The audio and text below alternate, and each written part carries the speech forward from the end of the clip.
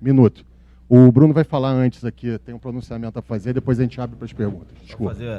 Gostaria de, novamente, boa tarde a todos, só fazer alguns esclarecimentos rápidos. Nós do Departamento de Futebol decidimos, em termos de comunicação, mudar algumas posturas em relação a algumas mentiras que são veiculadas e algumas narrativas, por vezes até covardes. Tem saído nesses dias que houve uma proposta do Chicago Fire pelo Peterson. Essa proposta nunca existiu, nunca, é mentira, nunca houve proposta de compra pelo Peterson do Chicago Fire ou de qualquer outro clube. Então o Flamengo nunca negou esse tipo de proposta. Então a gente decidiu mudar a nossa postura. A responsabilidade de comunicar é nossa. Quando tem alguma falha de comunicação, alguma coisa que enfim, corre na linha da mentira, a gente tem a obrigação de esclarecer e vamos ter essa postura daqui para frente. Tem algumas outras questões que eu gostaria de tocar aqui. Sempre tem uma narrativa sempre que é muito comentada sobre os altos investimentos, folha de pagamento do Flamengo. Queria esclarecer aqui que a folha de pagamento do futebol profissional do Flamengo é em torno de 25 milhões de reais mensais, 300 milhões por ano. Mas o nosso é mesmo, não é como em outros que fazem alguns ajustes aí para não aparecer. Aí ficam falando, contando história, que é 8, que é 10, que é 12. Não é 8, não é 9, não é 10.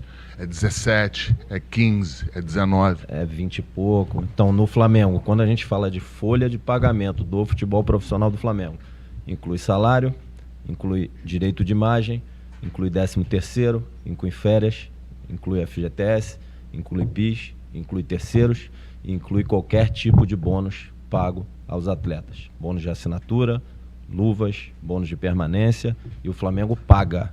Não é que o Flamengo assina e depois não paga. O Flamengo paga. O que o Flamengo assina, o Flamengo paga no dia. Se não pagar no dia, paga antes. 25 milhões, em torno de 25 milhões por mês, 300 milhões por ano.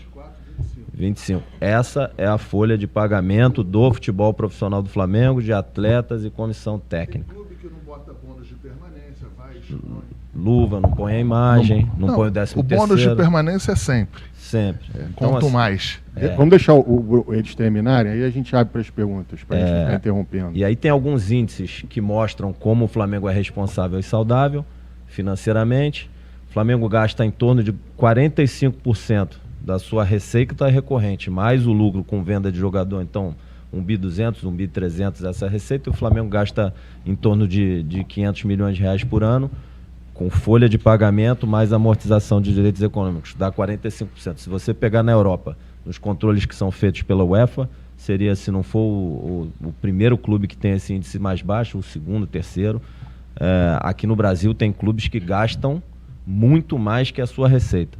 E aí depois, atraso, não paga, transferban, o Flamengo não tem isso. Para vocês terem uma ideia, na pandemia, se não me engano, em 2020, a dívida líquida do Flamengo era em torno de 500 milhões de reais e fechou o ano passado um pouco acima de 50 milhões de reais. Isso quer dizer que depois do Flamengo honrar todas as suas atividades operacionais, financeiras, o Flamengo ainda usou quase 500 milhões de reais para amortizar, para pagar suas dívidas. Então, depois de toda a atividade operacional, quer dizer que sobra muito caixa para o Flamengo ou investir ou liquidar suas dívidas. Então, o processo, acho que o Marcos tocou num ponto aqui, durante a pandemia, como todo clube, mas óbvio, o futebol profissional do Flamengo é a maior área do clube, do ponto de vista de orçamento, e é natural. É a atividade fim mais importante do clube. Foram feitos uma série de esforços aqui no futebol profissional, com corte de custo, corte de investimentos, transferência de jogadores. Com aumento de cota para vender? Aumento de cota para vender. O Flamengo quase sempre bateu suas metas de venda em 4 dos 5 anos, e o Flamengo, o departamento de futebol do Flamengo contribuiu muito para a saúde financeira do clube. Então, por exemplo, a transferência do Reinier por 30 milhões de euros, pouco antes da pandemia, foi fundamental para que o Flamengo pudesse passar... Um mês antes, para que o Flamengo pudesse passar a pandemia saudável e sair dela saudável financeiramente. Acho que tem mais 2 pontos aqui que eu gostaria de tocar. O Flamengo, ele não investe e não busca somente jogadores com valores de transferência altos e na Europa, que é outra narrativa que tentam colocar o tempo todo. O Flamengo já trouxe jogador da Major League Soccer, trouxe o Nico, trouxe o Rossi aqui na América do Sul. Dentro do Brasil, a gente já contratou o Arrascaeta, o Santos, Rodrigo Caio, Bruno Henrique, Gustavo Henrique, João Lucas, Léo Pereira, posso estar esquecendo, Marinho.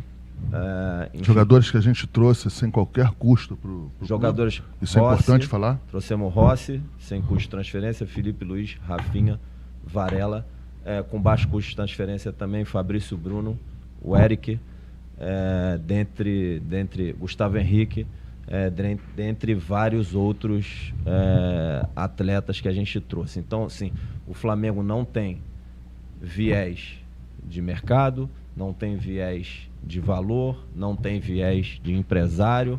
O Flamengo faz o seu planejamento de elenco em conjunto com o staff do Flamengo, hoje com o Renan, com o Fabinho, com o Juan, em conjunto com a comissão técnica, eu, Marcos, presidente, o Conselho de Futebol, o Reinaldo que estava aqui, que é o CEO, e o Flamengo vai atrás dos jogadores que interessam ao Flamengo, onde quer que eles estejam, obviamente dentro do que é possível financeiramente para o Flamengo e qualquer que seja o empresário do jogador.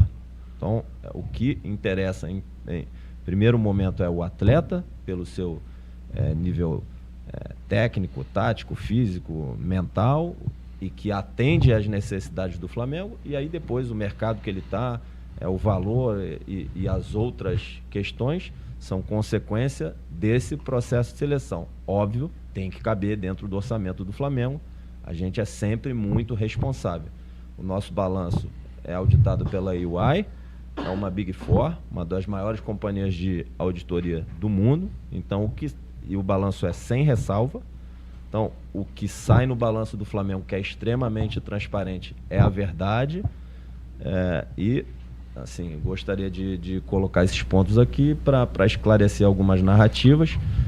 Por último, para fechar, que é um pouco conectada a essa questão do Peterson, o Flamengo, desde 2019, trabalhou uma nova linha de receita com transferência de jogadores. A gente quebrou um paradigma aqui. Anteriormente, um atleta do Flamengo que fosse emprestado para algum clube, ele levava uma chancela, ele levava um carimbo de um atleta que não serve mais para o mercado ou para o Flamengo. A gente fez um trabalho conjunto aqui daqueles atletas que a gente entendia que necessitavam se desenvolver e que, se ficassem aqui dentro do elenco, teriam seu desenvolvimento prejudicado e, portanto, prejudicariam um ativo também que é do Flamengo, e começamos a buscar mercado para esses atletas, para que fossem emprestados ou retornassem ao Flamengo para fazer parte do departamento de futebol profissional e do elenco de futebol profissional do Flamengo, ou que fossem transferidos. Esse tipo de trabalho gerou mais de 200 milhões de reais de receita para o Flamengo ao longo dos anos. Então, para dar alguns exemplos aqui: Jean Lucas, Rodrigo Muniz, Yuri César, Ramon, Natan e tantos outros nomes aí que o Flamengo emprestou, terminou a formação e o desenvolvimento dos atletas, e depois ou esses atletas foram transferidos ou voltaram para cá para ajudar no futebol profissional. Eu acho que, assim, só gostaria de... Só para contribuir mais um pouco aqui em tudo que o Bruno passou para vocês, a nossa ideia é que ao longo do ano de 2024 a gente conceda entrevistas, fale, seja perguntado por vocês, questionado, com um cuidado um pouco maior em cima da parte financeira, em cima da parte de orçamento. Eu acho que foi um erro nosso. Quando eu falo um erro nosso, eu me coloco como principal nesse ponto aqui, não um erro da comunicação, um erro nosso, em a gente não ter cuidado em algumas pontualidades em relação a essa comunicação. A gente de 19, 20, 21, 22, 23, a gente veio muito aqui para falar de contratação, falava de como eram as contratações e deixamos algumas inalações, algumas questões que a gente poderia e tinha a obrigação de vir a público esclarecer e em alguns momentos a gente não fez. Então, assim, é um reconhecimento nosso aqui em que a gente vai fazer este ano todo diferente. E se tiver alguém do Departamento Financeiro do Flamengo que quiser estar ao lado aqui, para não ter nenhum tipo de problema, vai ser um prazer. Qualquer pessoa do Departamento Financeiro poderia estar aqui, até para validar ou qualquer situação. A gente está à disposição. 2024 vai ser tratado diferente a parte de comunicação. Não sei se vai ser bom ou vai ser ruim, mas vai ser tratado diferente. Perguntas? Marcos e Bruno, eu vou fazer uma pergunta genérica para os dois, porque vocês são cobrados pelo torcedor e a gente é cobrado também quando não contrata, que diz que a diretoria é incompetente, que demora. E eu sei que desde novembro o Flamengo já tinha um mapeamento de alguns atletas. E aí, o que acontece? As negociações do Flamengo têm sido demoradas. Aí, porque outro clube contrata mais rápido. Só que em contrapartida, o que eu venho percebendo é o seguinte, que o Flamengo tem um orçamento para contratar, e aí, por ser um clube com faturamento bilionário, quando você vai conversar com um determinado jogador, o outro clube vai e começa a esticar a corda. Só que o Flamengo, ao mesmo tempo, tem que contratar. Então, a minha pergunta para os dois é como é que vocês vêm lidando em respeitar um orçamento, tentar as contratações e lidar com os clubes que muitas vezes acham e veem um orçamento bilionário do Flamengo e ficam esticando a corda.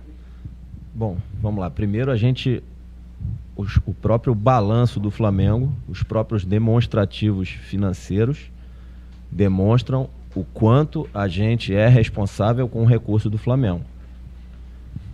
Ninguém dá lucro, ninguém abate dívida, ninguém gera caixa, ninguém tem um balanço tão saudável do Flamengo se for um mau gestor. E aí, óbvio, ninguém faz nada aqui sozinho. A principal liderança e o principal mérito disso tudo, de todas as conquistas, da saúde financeira do Flamengo, de tudo isso que eu estou falando, o principal mérito é da principal liderança do Flamengo, que é o presidente Rodolfo Landim. É o mérito dele. Ele que nos lidera, ele que nos cobra, ele que nos guia e ele que toma as decisões mais importantes aqui no clube.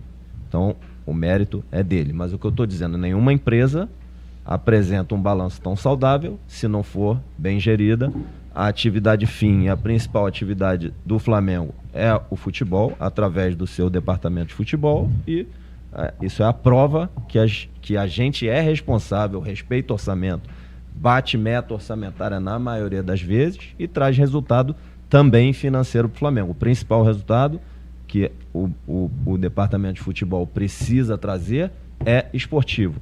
Então, o Flamengo ganhou 2 Libertadores, jogou 3 finais de Libertadores, esteve presente em 3 mundiais, ganhou 3 títulos cariocas, 2 Supercopas, 1 Recopa, 1 Copa do Brasil, 2 brasileiros, talvez eu esteja esquecendo alguma coisa aqui. Então, dentro de campo do futebol profissional, o desempenho foi esse.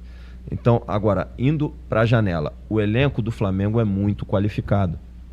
Tem jogador que a gente consulta e a gente consultou e não quer vir para o Flamengo, não quis vir com medo de não jogar.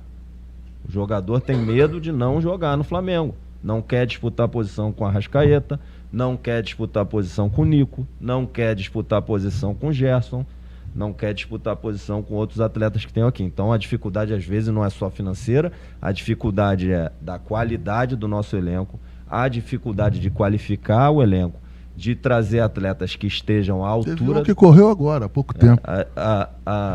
Atletas que estejam à altura de qualificar o nosso elenco, tá? Então não é só um tema financeiro. Depois, o tema financeiro ele aparece quando a gente vai para a negociação. O Flamengo não vai pagar preço errado, porque o outro lado acha que do outro lado da mesa aqui do Flamengo tem alguém irresponsável. É óbvio que existem os tempos, é óbvio que a janela, esse ano, fecha 7 de março, né? Quanto antes o atleta estiver aqui, a gente sabe, é melhor, mas a gente não pode ser irresponsável e a gente tem feito e faz tudo em conjunto com o treinador. Então, esperar um pouco mais ou acelerar, a gente também leva em conta o lado esportivo e também faz tudo de acordo e em acordo com o treinador. Ele está a par de tudo. Então, se eu preciso demorar um pouco mais para trazer um atleta porque o processo de negociação está duro, óbvio que a gente senta com o Tite e pergunta, vai te trazer muito prejuízo esportivo, vai te prejudicar a temporada? Então, aí, obviamente, a gente vai tomar 2 decisões. Ou, se for possível, a gente estica um pouquinho a corda do lado do financeiro, senão, vamos para outro nome. Então, mas o principal é que a gente seja assertivo e traga atletas que saibam lidar com a grandeza do Flamengo, com a pressão de ter que ganhar domingo e quarta, que tenha o prazer de jogar num clube que tem a maior torcida do mundo, que queiram vencer sempre e que tenham todos os aspectos dentro do campo que possam contribuir com seus companheiros e resolver o jogo e dar alegria para a nação rubro-negra, para o treinador, para todos nós. Então, assim, é dessa forma que a gente trabalha. Agora, as decisões elas são tomadas no dia a dia, de acordo com as situações que vão aparecendo. E sendo um pouquinho específico, tem 3 nomes aí que todo mundo sabe que o Flamengo tem interesse hoje, que é o Léo Ortiz, o Matias Vinha e o Luiz Henrique, e óbvio que são negociações muito difíceis, que estão tomando tempo e a gente vai trabalhar o melhor possível para que elas possam ter um desfecho positivo. Bruno, Marcos, primeiro parabéns aí pela concretização do De La Cruz. Queria saber de vocês, até em cima disso que o Bruno acabou de falar agora, desses nomes, se vocês podem dar um pouco mais de informações, como é que andam cada uma delas, se tem alguma que esteja mais avançada do que outras.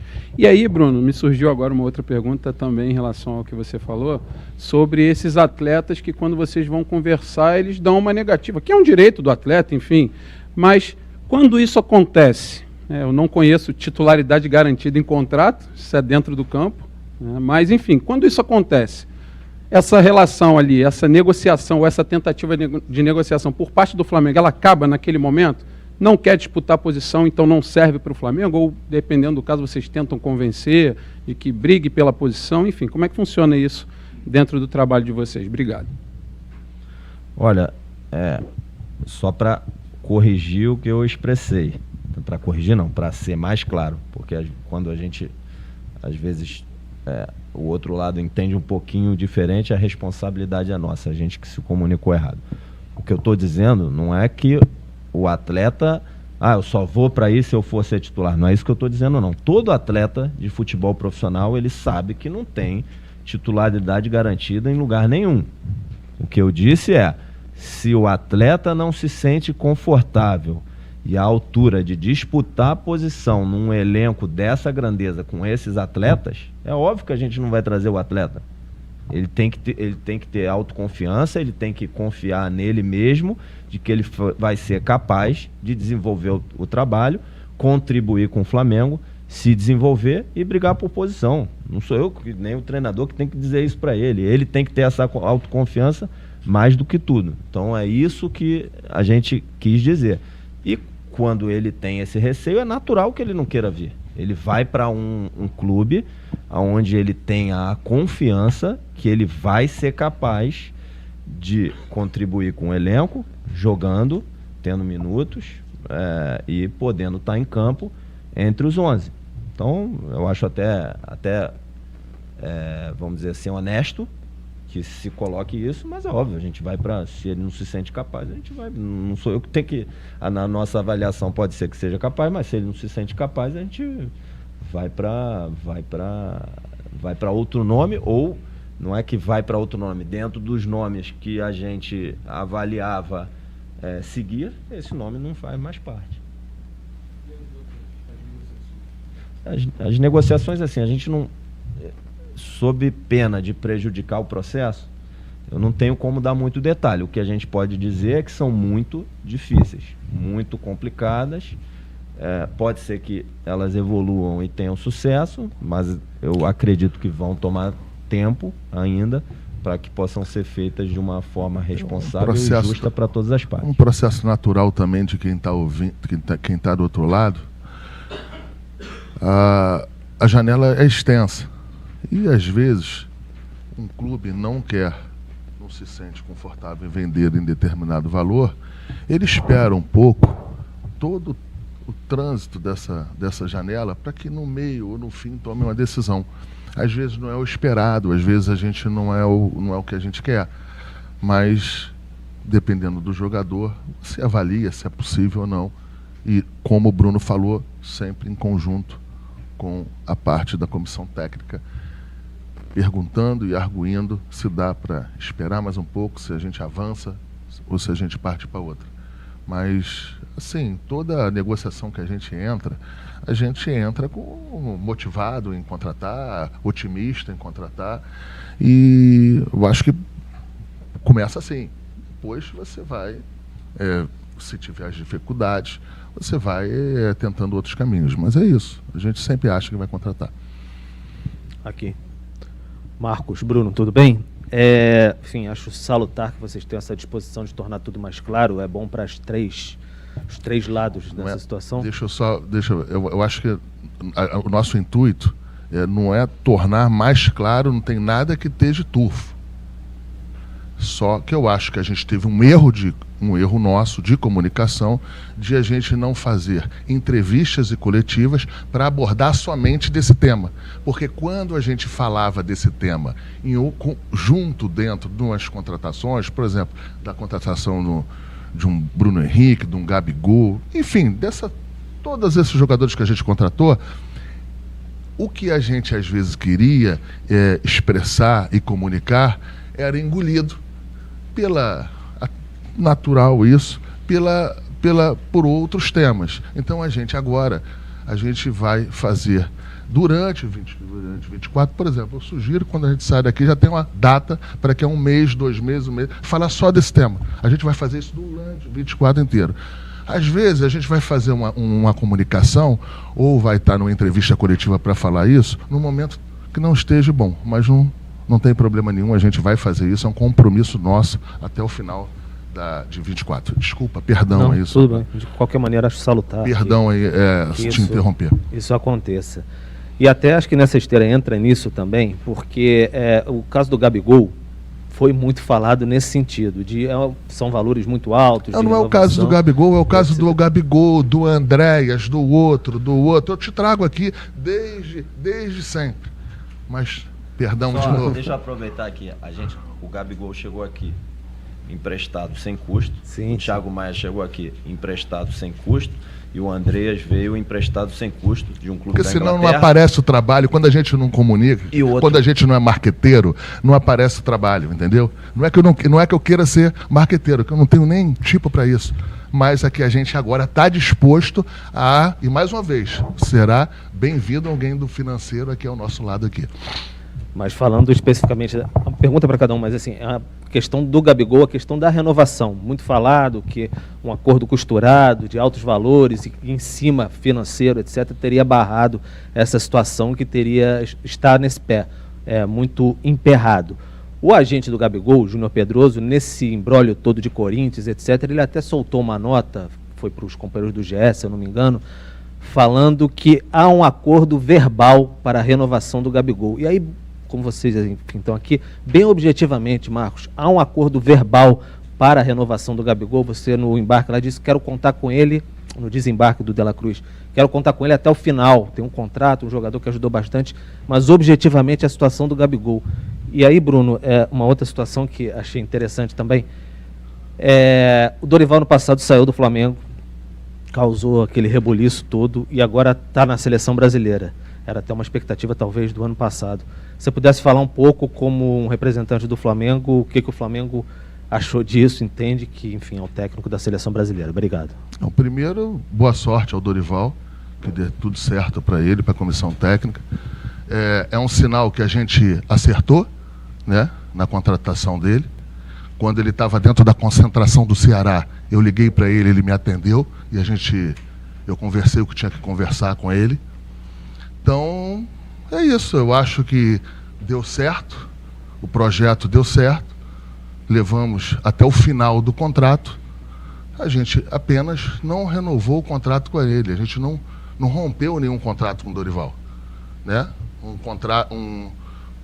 Um treinador que ele foi bem, né, dentro das questões esportivas. Eu acho que o Flamengo agradeceu a ele nas redes sociais, agradeceu de tudo quanto é jeito. E aquilo, não sei se você se lembra, teve bastante questionamento quando a gente trouxe o Dorival. Chamaram bastante de burro, entendeu? Depois deu certo. Então, assim, é isso. Boa sorte para ele, boa sorte para toda a comissão técnica. E eu acho que isso, quando o Flamengo quando eu conversei com ele dentro da concentração do Ceará, é sinal que as coisas andaram e deram certo. Só falando aí do Dorival, toda vez que um atleta, um treinador, o que seja, do Flamengo vai para a seleção, qualquer que seja a sua seleção, isso é de uma certa forma uma chancela que o trabalho está sendo bem feito. Então, aqui eu acho que o Flamengo, nesses anos aí, aproveitando para conectar os temas, né, ele de certa forma evoluiu nesse aspecto, levando ou de volta ou pela primeira vez diversos atletas para a seleção brasileira. Eu acho que conectando a seleção com a nação, trazendo orgulho para o nosso torcedor. Então o Rodrigo Caio foi para a seleção, Gabigol, Pedro, Everton Ribeiro, Ayrton Lucas, Gerson. Então acho que isso é uma chancela do processo de planejamento do clube, dos treinadores que tiveram aqui, dos resultados em campo. A gente fica muito feliz quando um atleta vai. O Dorival, a gente é grato a ele pelos títulos da Libertadores e da Copa do Brasil. Como o Marcos disse, a gente conversou com ele quando ele estava no Ceará para ele vir para cá. Eu acho que isso abriu, o sucesso dele aqui no Flamengo abriu uma série de portas para ele também. Então é sempre um sinal bom quando alguém do Flamengo vai para a seleção brasileira. Aproveitando, eu gostaria de esclarecer um tema aqui, que na entrevista que o Dorival colocou ali, eu não sei porque ele não tocou nesse tema antes, levou mais de um ano para tocar nesse tema. A gente tem uma postura aqui, que os temas que são tratados internamente, de operação, eu acho que essas questões, roupa suja se lava em casa, tema que é tratado aqui dentro, a gente não coloca para fora, mas já que ele colocou, da questão das férias de 2022, jamais foi a posição dele da comissão técnica voltar 19 de dezembro. Mentira. Esse tema mentira foi dele. debatido com todas as partes, todos presentes, ele participou da discussão, a posição da comissão técnica dele foi de 3 de janeiro, jamais foi definido. Eu e Marcos, no final das contas, mandamos comunicar aos jogadores que o retorno era 26 de dezembro. E 26 de dezembro, num ano que a gente jogou quase 80 jogos, espremido pela Copa do Mundo, porque o calendário foi 80 jogos, espremido pela Copa do Mundo, num ano que a gente foi campeão da Libertadores e da Copa do Brasil, a gente achou, apoiado pela fisiologia e pela área de saúde, foram 34 dias de pré-temporada até a primeira decisão do Flamengo, que foi a Supercopa, que infelizmente nós perdemos para o Palmeiras. O Palmeiras se apresentou 3 de janeiro. Então não foi a pré-temporada que fez com que a gente perdesse o Palmeiras, mas a decisão 26 de dezembro foi minha e do Marcos, porque a decisão não foi tomada e não se tomava e não se posicionava, a gente não concordava com 3 de janeiro e a gente mandou que se reapresentasse 26 de dezembro. Agora, a verdade é essa. Pedro, a única pena que eu tenho Não nisso... precisava expor isso. A única pena que eu tenho nisso é por que levou 12 meses para se posicionar. Porque o questionamento da imprensa, de todos vocês, sem exceção, em relação a quando e por que a gente voltou no dia 26 de dezembro, por que não voltou antes, foi desde sempre. Eu vejo essa crítica, essas perguntas em todos os jornalistas, todos os órgãos de imprensa. Janeiro, fevereiro, março, abril, maio. Aí o Flamengo estava mal. A imprensa, junho, julho, agosto, setembro, e botando nisso, sempre botando nisso. Aí depois que ganha dele, depois que ganha do Flamengo, numa final, aí vai se posicionar falando. Por que não falou antes? O tadinho e o coitadinho no futebol brasileiro navega bem.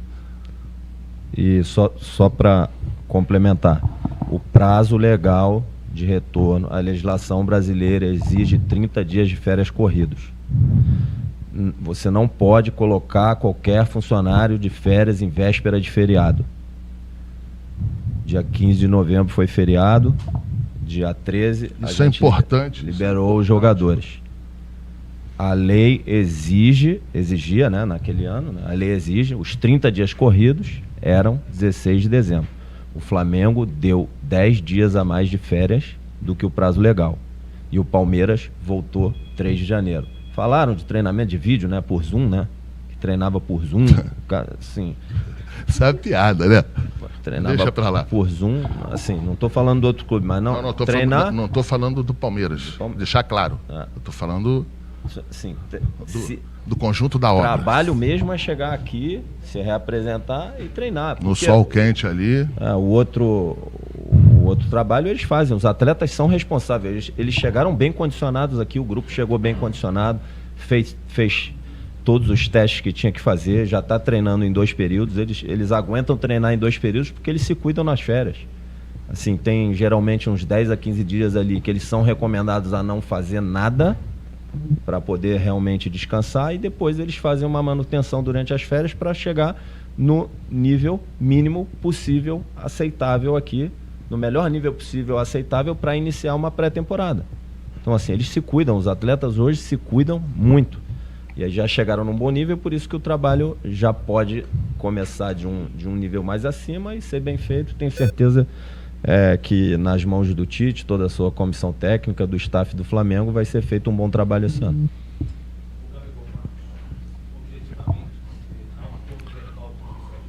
O Gabigol, após os títulos de 2022, nós já estávamos num processo de construção do novo contrato. Quando a gente foi campeão da Copa do Brasil, depois quando a gente foi campeão da Libertadores. Só que foram negociações difíceis que se estenderam e estão até hoje. Eu não vou falar em situações que estão em curso. O jogador tem 1 ano ainda de contrato aqui. A gente analisa a situação dos contratos e dos valores em que a gente pôs e expôs, em que a gente está conversando. E é isso, eu não vou aqui me estender em relação a isso aí. Agora, o que eu posso falar é o que eu sempre falei, que na parte esportiva, é redundância eu falar, é um jogador que quando veio aqui, também foi bastante questionado antes de chegar, né? Sem custo na primeira vez. Antes de chegar, em 19. Também um jogador bastante questionado e que deu certo, deu super certo, é um ídolo do Flamengo. E eu tenho certeza absoluta que as coisas vão se resolver na hora que tiver que ser resolvido e que o Gabriel vai estar aqui de coração, como ele está aqui nos treinamentos, e qualquer tipo de questionamento dos empresários em que se está demorando mais ou demorando menos, isso aí a gente vai resolver com eles. Oi, pessoal, Raiza Simplício aqui da Gol Brasil, boa tarde. o Spindle e para o Braz. Eu queria que os dois, se possível, pudessem explicar como é que está a situação do Evander, se de fato a proposta, se teve proposta do Flamengo e se de fato ela foi recusada pelo Portland Timbers. E essa questão, acho que é importante, o Braz recentemente falou para os amigos do GE que o Evander já vem sendo analisado pela equipe de scouting do Flamengo, que é nível A. Eu queria que vocês explicassem como é que funciona essa questão, né, para ficar um pouco mais claro para o torcedor. Bom, o que tem hoje, que eu posso falar, as 3 negociações são públicas, é o Léo Ortiz, o Vinha e o Luiz Henrique. Essas que são públicas e que estão em evolução. O Flamengo tem uma área de scout, sim, que de acordo com o nível do nosso elenco, de acordo com a nossa forma de jogar, de acordo com as ideias do treinador, vão buscar atletas que, de acordo com as necessidades do elenco, possam nos ajudar. E óbvio que tem atletas que a gente acha e que o scout entende, e depois isso, óbvio, é debatido conosco, com o presidente, conselho, e tem uma posição que é fundamental, que é uma posição do treinador e da sua comissão técnica, que é óbvio, que é quem vai colocar o jogador em campo, vai utilizar o jogador da melhor forma possível para trazer um rendimento coletivo e os títulos para o Flamengo. É óbvio que ele é envolvido nesse processo.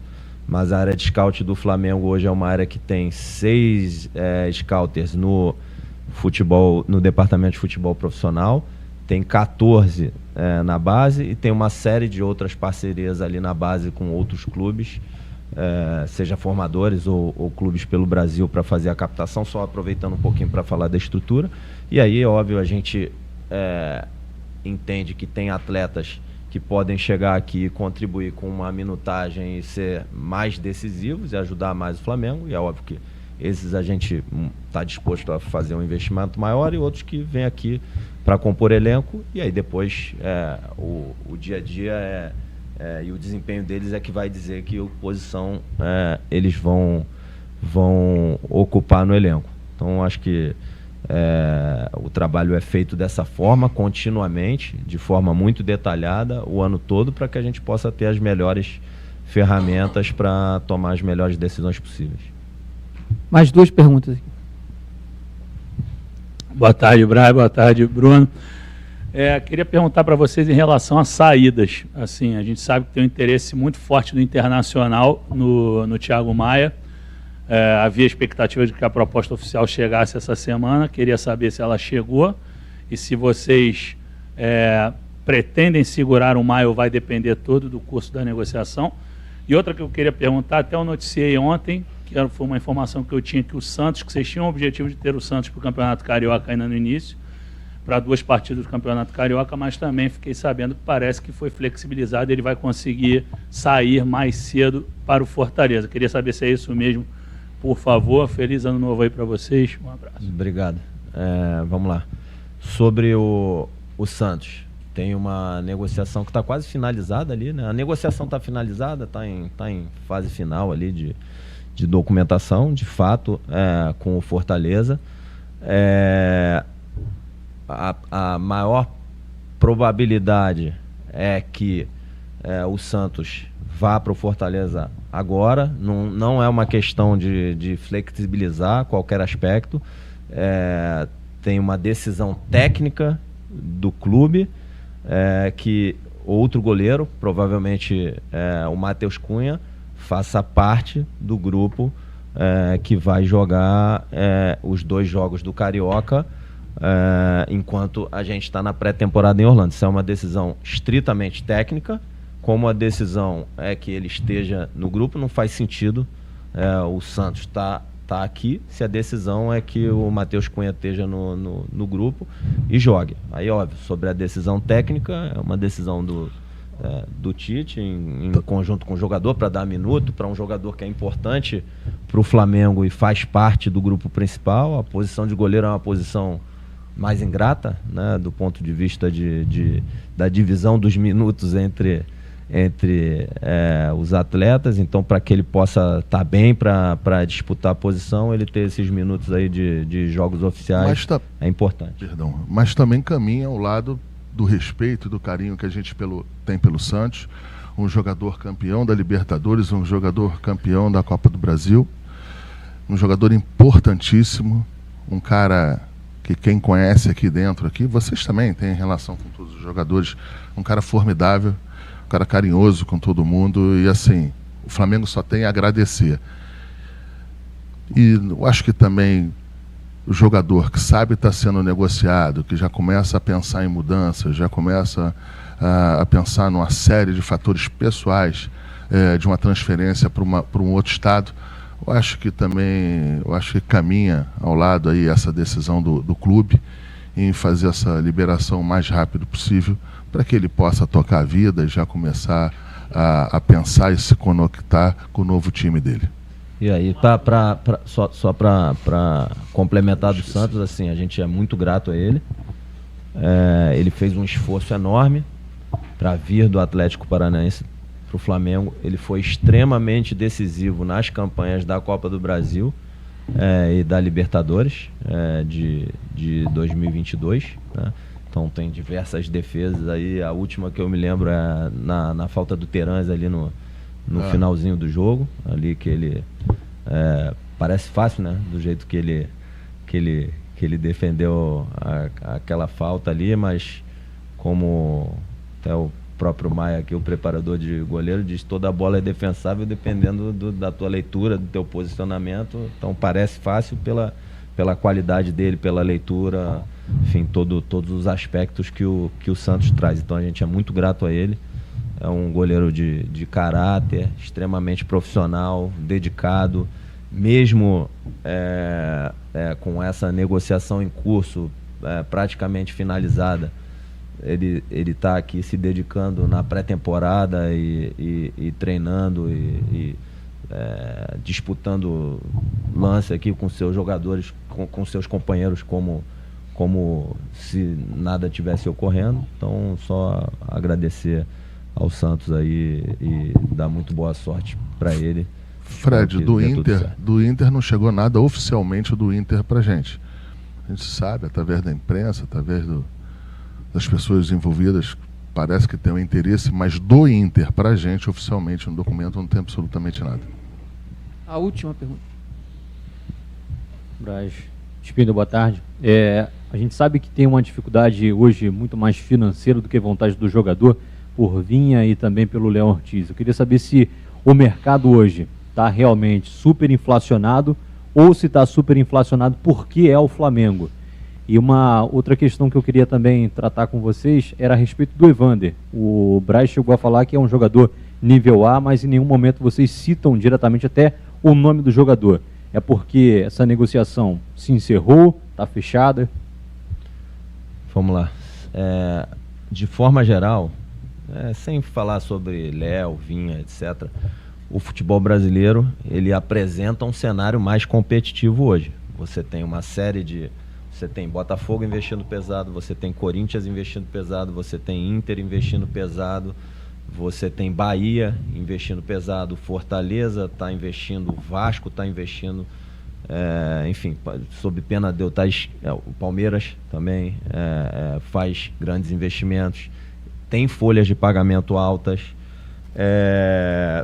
tem contratos oferecidos aos atletas que são de valores, por vezes, que saem na imprensa, e por isso que a gente diz aqui, porque a gente sabe o que acontece em determinadas negociações, os valores que são tratados, e às vezes esses valores não são expostos, como às vezes no Flamengo até são expostos de uma forma errada. A gente não pode corrigir o valor, porque é uma questão privada entre o clube e o atleta. Então, se falar o valor errado do salário de um atleta, que fale que é muito mais de um atleta que está aqui no Flamengo, eu não posso falar qual é o salário e a imagem do atleta. Isso é uma questão privada dele, quanto ele ganha.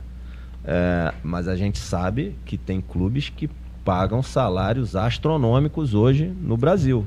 As SAFs São alguns desses exemplos, e clubes que estão mudando o seu posicionamento.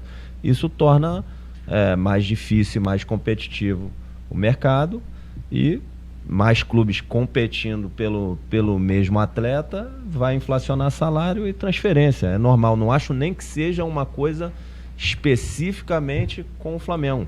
Se fosse só com o Flamengo e o Flamengo fosse um comprador sozinho na mesa, no final das contas ia ter que ceder. O problema é que hoje tem competição mesmo. Sobre o Evander, hoje não tem negociação, não. Hoje não tem, tá? E aí, voltando, esse aspecto competitivo que é o que traz mais dificuldade. E, para completar, tem clubes que compram um atleta parcelado, pagam a primeira e depois não pagam mais. As pessoas se questionam assim: como é que o Flamengo fatura mais de 1 bi e o outro fatura 400, 500 e compete com o Flamengo? Então, é só fazer a conta. Ele compra um jogador de 5 milhões de euros, paga a primeira, pagou um exemplo, e depois não pagou 4, se ele faturar, se o Flamengo fosse comprar esse mesmo jogador, ele pode faturar 200 milhões e o Flamengo 1 bi, que ele está entrando em campo com o mesmo jogador que o Flamengo. A diferença é que o Flamengo paga e ele não paga. Essa que é a diferença. Para as pessoas entenderem. Como é que um fatura 1 bi, o outro fatura 400 e compete. Compete sem pagar. Traz o atleta, parcela, paga a primeira, depois não paga mais. E depois vê como é que faz. O Flamengo não faz isso. O Flamengo, na pandemia, honrou tudo. O Flamengo honra. O que está assinado, o Flamengo vai pagar. Como o Marcos diz, assinou o contrato, pode dormir, que no dia que está escrito lá no contrato, a gente é duro para negociar e para assinar, porque a gente sabe, liderado pelo presidente Rodolfo Landim, que o que a gente assinar, a gente vai ter que pagar e vai pagar, vai cumprir. Então, isso faz parte também da nossa moral, da nossa ética, de como a gente acredita que se faz negócio, de como a gente acredita que se faz futebol. Aquilo que você sabe que você vai ter que cumprir, você tem que pensar 10 vezes antes de você assinar. Você tem que analisar, você tem que ver se você vai ser capaz de cumprir, você tem que ver se aquele atleta vai te entregar o que você espera, porque você não vai poder trazer outro. Você não vai poder fazer uma prática que às vezes se faz, eu trouxe o atleta, ele não está performando, para de pagar o salário dele, encosta ele, vamos trazer outro. No Flamengo a gente não faz isso. Entendeu?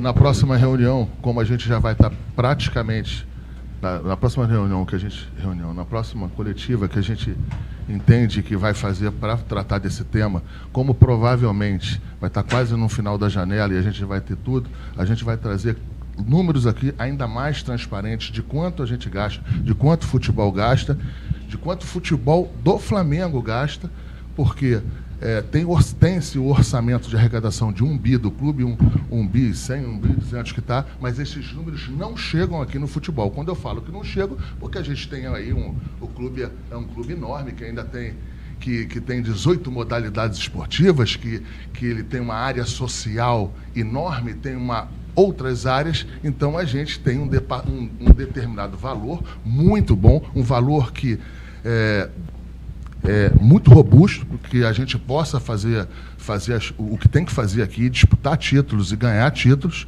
só que a gente vai trazer ainda mais esse quadrado aqui mais fechado para passar para vocês. Obrigada. Só complementar o que o Marcos disse, que é importante. A última coisa é que assim, isso que a gente falou aqui é para dar transparência, não é para justificar nada. Como o Marco disse, o orçamento que a gente tem é mais do que suficiente para competir, brigar para ganhar, e é a obrigação nossa entrar em todas as competições para tentar vencer. Obrigada.